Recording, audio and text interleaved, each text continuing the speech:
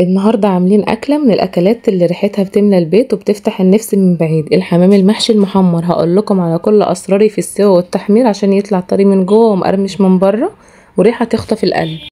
عايزة تعملي حمام محشي ويفتح النفس وتتباهي بيه قدام العيلة كلها؟ تابعي الفيديو ده خطوة بخطوة، هقولك كل أسرار التحمير والحشو عشان يطلع الحمام ذهبي ومفيهوش غلطة زي ما انت شايفة كده. بسم الله ما شاء الله اللهم بارك. لو الحمام بيفك منك أثناء التسوية هقولك تعملي ايه. لو الحمام معاكي يعني في قطعات هقولك برضو تعملي عشان يطلع بالطريقة دي. عايزة اقول لكم كمان ان الحمام بتاعي كان بصوا يعني زي ما انت شايفة كده، هو كان جايلي من عند الراجل وانا يعني بفتحه، كان في بعض الفتحات زي ما انت شايفة كده، هو جاي متنضف بس انا طبعا بعيد عن النظافة وبفتح الجلد. بفتح الجلد من بعضه يعني بفك الجلد، يعني بفتح الحمامة كده ما بين الجلد وما بين ان يعني احاول ان انا افضي الجلد خالص زي ما انتم طبعا شايفين وفاهمين من الحمامه. يعني اخلي الحمامه عشان احشي تحت الجلد، يعني ما احشيش جواها بس، لا احشي ما بين طبقات الصدر والجلد. وهقولك ازاي تحشيه وازاي ما يفكش منك وتريكات كتير يعني في نهايه الفيديو وفي نص الفيديو اثناء الفيديو. بس تابع معايا الفيديو واحده واحده. اول حاجه نسمي الله. احنا غسلنا الحمام بتاعنا وشطفناه كويس جدا جدا جدا مرة واتنين وفتحناه وحطيناه في محلول نقع. محلول النقع اللي هو ايه، هنعمل بس الاول الرز اول حاجة علشان خاطر نشتغل في الحمام على طول. يعني ما نعملش يعني نسيب الحمام يتنقع بمحلول النقع بتاعنا لمدة ربع ساعة وبعد كده نشتغل في الرز. يعني نسيب الحمام منقوع اثناء ما احنا بنعمل الرز، هنخلص الرز وبعد كده نروح بقى نصفي الحمام بتاعنا ونشطفه، لان الرز لازما يتعمل في الحمام، يتحشي بيه الحمام وهو مش سخن. يعني انتبهي قوي للحركة دي وهو مش سخن عشان خاطر الحمام بتاعك ما يفكش منك. دي تركاية المفروض تنتبهي لها عشان خاطر الحمام يفضل محافظ على شكله ومحافظ على الشكل الجمالي بتاعه والجلد. تمام كده. اول حاجه جبنا بصلايه ودبلناها بحته سمنه، حته سمنه بلدي لو عندك، وحبه زيت. ما عندكيش ممكن تعمليه بزيت عادي او بسمنه عاديه، سمنه على زيت. انا حطيت سمنه بلدي عشان تطعم. ورحت جايه حاطه بصلايه وحطيت الكبد والقوانص انا مقطعاها قطع صغننه بعد ما البصلايه دابت، وحطيت فص توم يدي بس تست عالي وريحه. ورحت جايه مقلبه كله مسافه ما البصلايه دبلت، حطيت الكبده والقوانص تتشوح. تمام كده وسبتها تاخد، انا مقطعاها قطع صغننه يعني مش مقطعاها قطع كبيره، تاخد تشويحه كده. وبعد كده رحت جايه حاطه الرز. كنت غاسله طبعا الرز اللي هتستخدميه لكل حمامايه حبه رز صغيرين، عشان اصلا الرز بعد التسويه بينفش يعني بيتضاعف حجمه. دي حاجه. المهم انا هنا حطيت الرز بتاعي يتشوح مع الكبده والقنصه ومع الرز ومع البصله. وحطيت بقى البهارات بتاعتي اثناء الكبد والقوانص.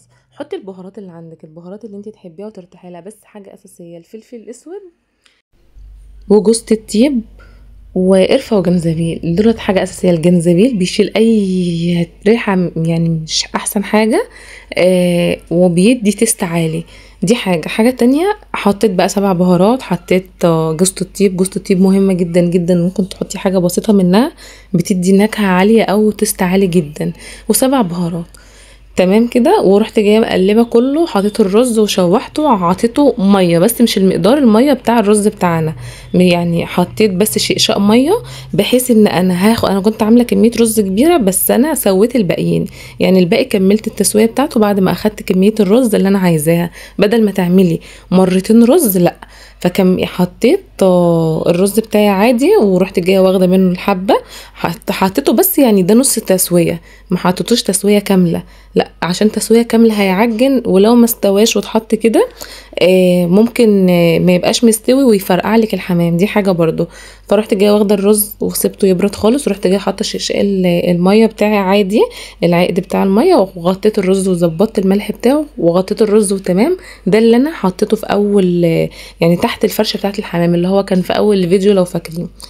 تمام. حاجه تانية، انا خلاص شطفت الحمام كويس جدا، طبعا حطيت له ليمون كتير. الحمام من الطيور يعني اللي هي بيبقى فيها نسبة زفارة عالية جدا جدا جدا، فلازم تغسليه اضعاف ما انت بتغسلي الفراخ، وتدعكيه من جوه بالليمون. ولو في من عند من جوه كده الهيكل بتاعه هتلاقي فيه حتت كده محمرة زي الكبدة، دي بقايا منه طبعا، دي كلها بتعمل زفاره. بتنضفيه جدا، بتتاكدي ان هو نضيف ما فيهوش اي حاجه فله من جوه، ريحته حلوه جدا. ونقعناه في ليمون وفي ملح، حطيناه مع محلول النقع في ليمون وفي ملح، وبلاش خل، الخل بيزود نسبه الزفاره. لو عندك طحينه بتشيل الزفاره تماما. حطيت ورق لورا عليه بيدي برضو ريحه حلوه. حطيت حبه ملح، حبه دقيق. تمام. المهم سيبته في محلول النقع ده ربع ساعة عقبال ما خلصت. بعد كده شلته شطفته ومن المحلول النقع بتاعه، رحت جايه مصفيه سيبته بقى في الطبق ده، وبدات ان انا احشيه. قبل ما احشيه وخلاص انا كده خلاص، لا، في حاجه بقى تانية مهمه هتديكي طعم للحمام كانك بتجيبيه من افخم محلات بره. هتعملي ايه؟ هتجيبي بصلايه، البصلايه اللي احنا حطيناها في الاول تعملي حسابك ان انت تشيلي منها بصلايه، بدل ما تعملي بصلايه اعملي بصلتين اللي هو للحمام. تروحي جايبه بصلايه زياده كمان وتسيبيها في الكيتشن، او هتقطعيها على ايدك او هتبشريها. المهم ان احنا عايزينها قطع صغنن جدا او بشر، لو تقدري تبشريها ابشريها. انا نعمتها ورحت جايه دعكها ما بين صوابع ايدي كده بفلفل اسود وبنفس البهارات اللي احنا حطيناها في اول الرز، مع الرز ومع الكبد والقوانص. حطيتها دعكتها كويس جدا جدا جدا. ممكن تبشري عليها طماطمايه صغننه، يعني كانها مش باينه. المهم ان الحاجه الاساسيه اللي هو البصل هنحط له التوابل بتاعتنا كلها، نبهره والملح وكل حاجه، وناخد الحمام بتاعنا ندعكه كله بالبصل من جوه ومن بره بالتتبيله دي. هتبقى روعه، هيخلي طعم الجلد روعه.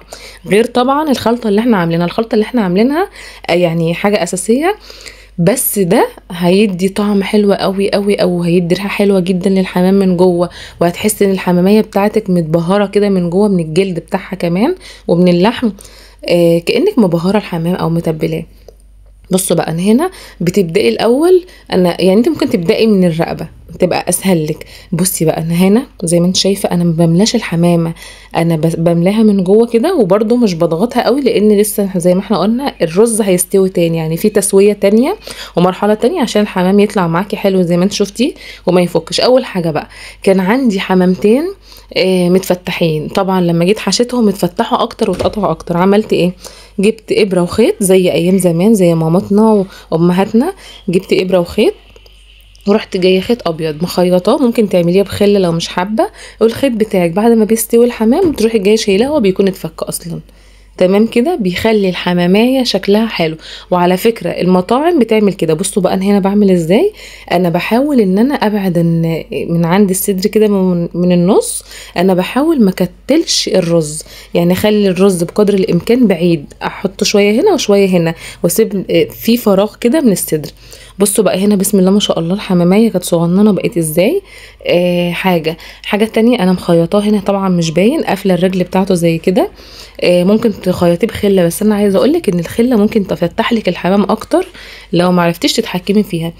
تمام، احنا هنا خلاص حشيناه وما ملناهوش. يعني احنا بصوا الحمامية اصلا فيها مساحة ان هي لسه ان الرز هينفش. حاجة تانية بقى، حطيت الحلة بتاعتي اثناء ما انا بحشيه فيها مية وفيها مرق الدجاج وفيها ورق لورا او ورق شجر وبصلاية وطماطماية. ممكن ما تحطيش طماطماية، ممكن تحطي بصلاية بس وحبهان وحبه ملح. تحطي الملح بتاعك، ما تقولش ان هو هيتاخر في السوا، لا مش هيتاخر. اول حاجه تعمليها عشان الحمام بتاعك ما يفكش منك، تقلبي تنزلي الحمام على الظهر، اوعي تنزليه على البطن ابدا. ولو هو اتقلب منك اثناء التسويه على البطن، لا روحي جايه قلبها على ظهره بقدر الامكان. كل ما تقلبيه على ظهره والنار ما تبقاش عاليه قوي، النار تبقى متوسطه، ما تبقاش واطيه ولا عاليه. دي حاجه عشان الحمام بتاعك ما يفكش منك. تسيبيه، وكل ما تيجي تروحي تفتحي الحل عليه. وهقولك على حاجه، اوعي تغطي غطا كامل، لا تسيبي مساحه للحمام، لان لو غطيتيه غطا كامل مع البخار طبعا هيبقى مكتوم، فهيقطع لك برضو الحمام، لان الصدر بيبقى طبقه رقيقه.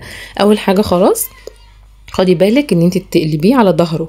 الظهر بيستحمل اكتر من البطن، لان البطن طبعا فيها حشو. نيجي بقى هنا للتحمير. التحمير حمرت ازاي؟ حطيت معلقتين سمنه بلدي وحطيت حبه زيت. ممكن تحط سمنه بلدي بس انا حبيت ان انا احط زيت عشان برضو بيديه لون وهيخلي الحمام معايا خفيف كده. اول حاجه رحت جايه نازله بالحمام بسم الله يعني على البطن بقى، على الظهر مش مهم ايا كان، وبعد كده قلبته. بس قبل ما احط الحمام يتحمر سيبيه بره على الاقل ربع ساعه، على الاقل خالص تسيبيه نص ساعه او ربع ساعه بره عشان يديكي يعني الشكل ده، ويبقى تشفشف، ما يبقاش فيه ميه ولا اي حاجه، ولا برضو ان هو ممكن يفتح منك او يفرقع منك. طبعا ده كان الفيديو بتاعنا النهارده. جربي الطريقه وان شاء الله هتعجبك وهتدعيلي. انا حطيت هنا ده الرز اللي احنا عاملينه. بصوا